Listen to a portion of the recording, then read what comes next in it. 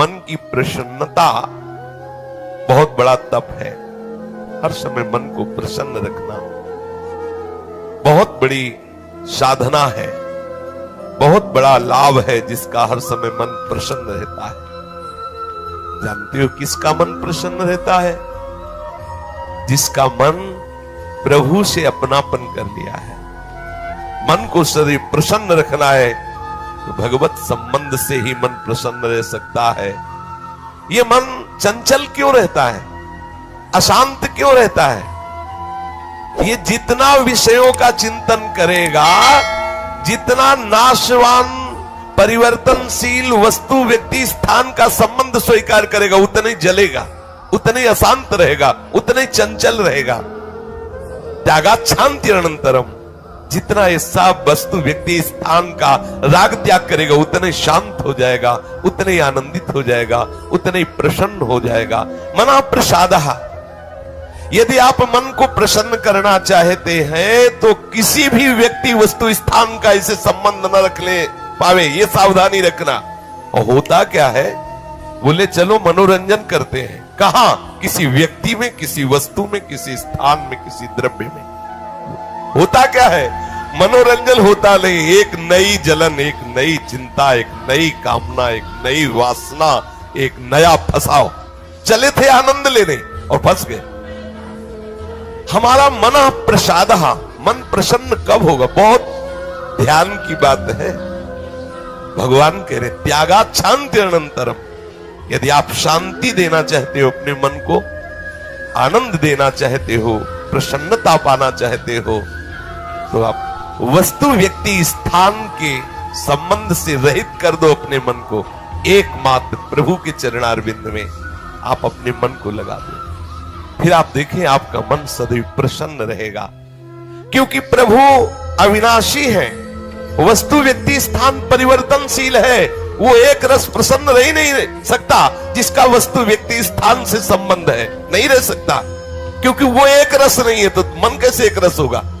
वो विनाशी है, परिवर्तनशील है, मूल में दुख है, केवल ऊपर से सुखद दिखाई दे रहा है। मन में अशांति, दुख, क्लेश, बंधन का कारण है किसी वस्तु व्यक्ति स्थान से अपनापन कर लेना। सूक्ष्मता से देख लीजिए, अभी हम यही फंसे हैं, चाहे हम ज्ञानी भगत हो, चाहे प्रेमी भगत हो, अभी केवल मन के भगत हैं। मन को अभी भक्ति के मार्ग में नहीं खड़ा कर पाए। किसी भी वस्तु व्यक्ति स्थान से राग न रह जाना, ये वैरागी का लक्षण है।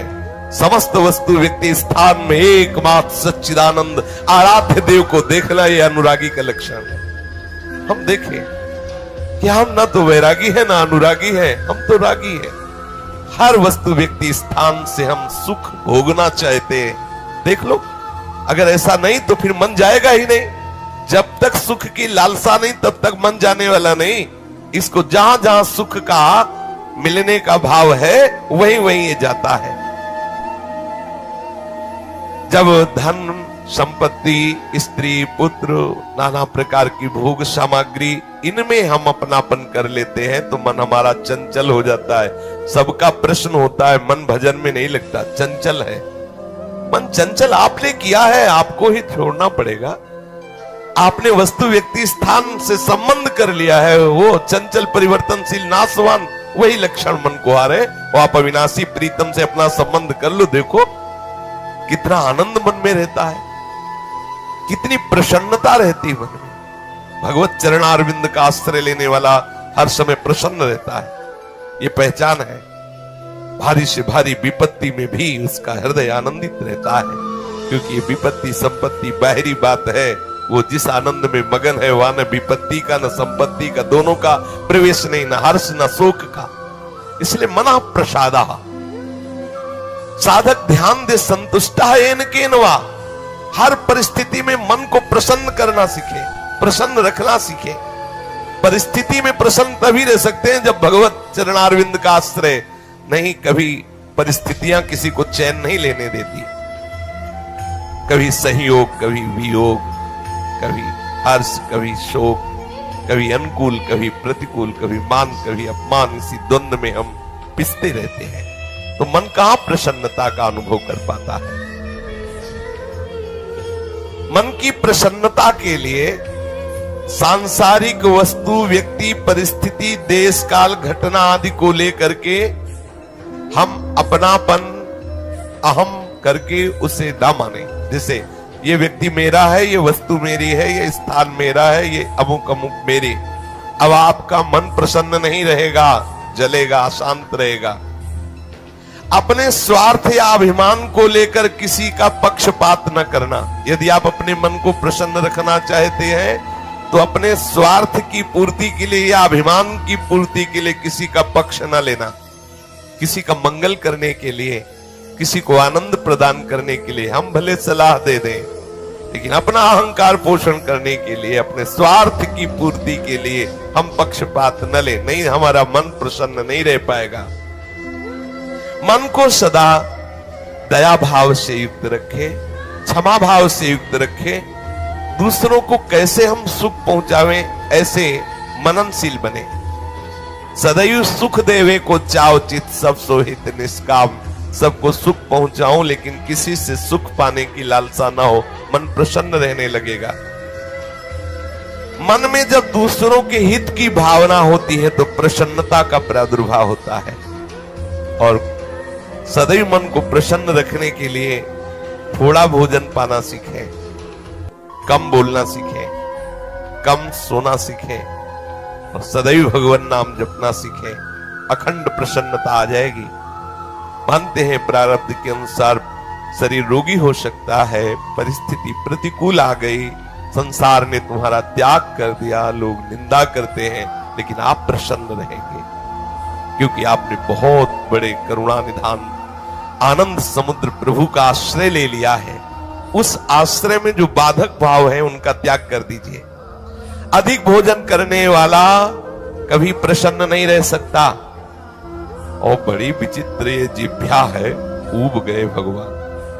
रोज इसे पवाओ, लेकिन रोज नए नए पदार्थ, पेट बढ़ता चला जा रहा है, मांस पेशियां बढ़ती चली जा रही, कब्ज बढ़ती चली जा रही है और जिह्वा खाते खाते बूढ़ी होने जा रही, फिर भी और खाओ और खाओ।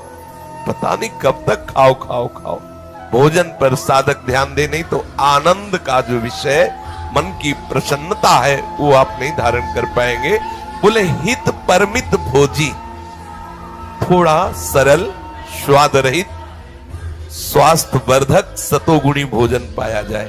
स्वाद रहित भोजन बहुत आवश्यक है भजन मार्ग में, बहुत आवश्यक। ये अधिक मीठा, चटपटा, खट्टा, ये वो सब कामोत्तेजना पैदा करता है, कब्ज बनाता है, मन को चंचल करता है। कई तरह के भयानक ऐसे दोष जो हमारी साधना में हानिकारक है। पक्का समझ लीजिए, ये अनुभूत बात कहते हैं। भोजन जितना सरस होगा, भजन उतने चौपट होगा। पक्का समझ लो।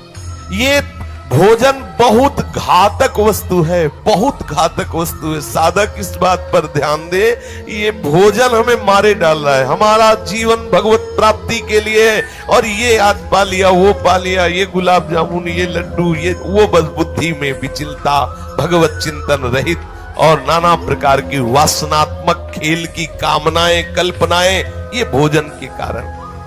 बहुत आवश्यक है भोजन सुधारना। भोजन नींव है परमार्थ की। जैसा खाओ अन्न वैसा बने मन। तो मन प्रसाद कैसे प्राप्त होगे, क्योंकि आपका भोजन ठीक नहीं है। बहुत सावधान, बहुत सात्विक और नियमित परमित भोजन हमें मन प्रसादा स्थिति में निश्चित प्रतिष्ठित कर देगा।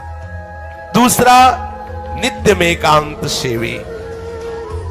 उपासक को चाहिए कि कम लोगों से मिलने का स्वभाव बनाए। सत्संग सुना या गुरुजनों के पास बैठकर जो प्रश्न उत्तर हुए, बस चुपचाप एकांतवास करने का अभ्यास होना चाहिए।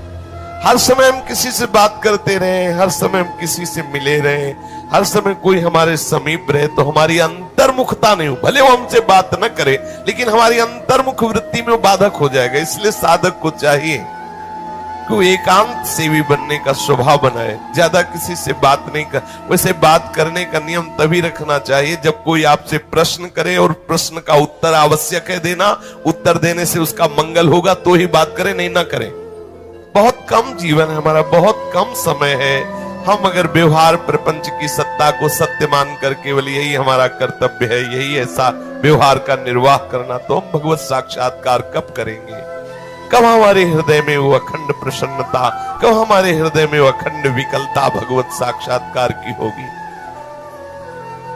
और बोले वाणी से हितकर मृदु वचन बोले, एकांत सेवन करे और नींद भी एक नियमानुसार करे। स्वल्प निद्रा विहारा, स्वल्प सोने का समय बनाए। 24 घंटे में 5 घंटे बहुत है शयन करना, बहुत है, मतलब बहुत हो गया 5 घंटे।